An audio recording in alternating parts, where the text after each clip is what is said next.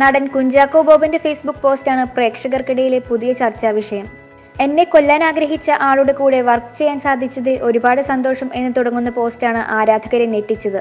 എന്നാൽ കൊല്ലാൻ ആഗ്രഹിച്ചത് ആരാണെന്നും എന്തിനാണെന്നും അറിഞ്ഞാൽ ആരും ചിരിച്ചു പോകും. നടൻ പിഷാരടിയാണ് ആ ആൾ.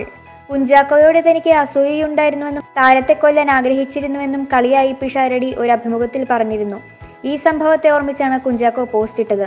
1997 അനിയത്തിപ്രാവ് ഇറങ്ങിയ സമയത്ത് എന്റെ കയ്യിൽ ആരെങ്കിലും ഒരു തോക്കും തന്ന ചാക്കോച്ചനെ കൊല്ലാൻ പറഞ്ഞിരുന്നുവെങ്കിൽ ഞാൻ കുഞ്ചാക്കോ ബോബന്റെ അടുത്ത് പോകുമായിരുന്നു. എന്റെ ക്ലാസ്മേറ്റിന്റെ ഓട്ടോഗ്രാഫ് ബുക്കിൽ ഞാൻ ചാക്കോച്ചന്റെ ഫോട്ടോ കണ്ടു.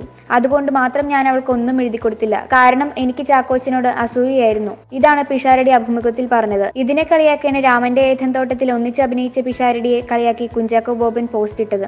എന്നെ കൊല്ലാൻ ആഗ്രഹിച്ച ആളുടെ കൂടെ വർക്ക് ചെയ്യാൻ സാധിച്ചതിൽ ഒരുപാട് സന്തോഷം. അത് കൂടുതൽ സന്തോഷം തരുന്നത് ഒരുമിച്ച് അഭിനയിച്ച രാമന്റെ ഏഥൻ തോട്ടം പ്രേക്ഷകരുടെ എല്ലാവിധ പിന്തുണയും സ്നേഹവും ലഭിച്ച് തിയേറ്ററുകളിൽ നിറഞ്ഞു പ്രദർശിപ്പിക്കുന്നതാണ്. സന്തോഷം വർമാജി എന്ന പിഷാരടി. ഇതായിരുന്നു കുഞ്ചാക്കോയുടെ post.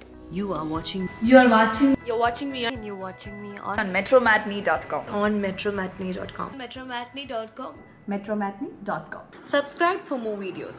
Subscribe for more videos. Subscribe here for more videos. Subscribe now. Thank you.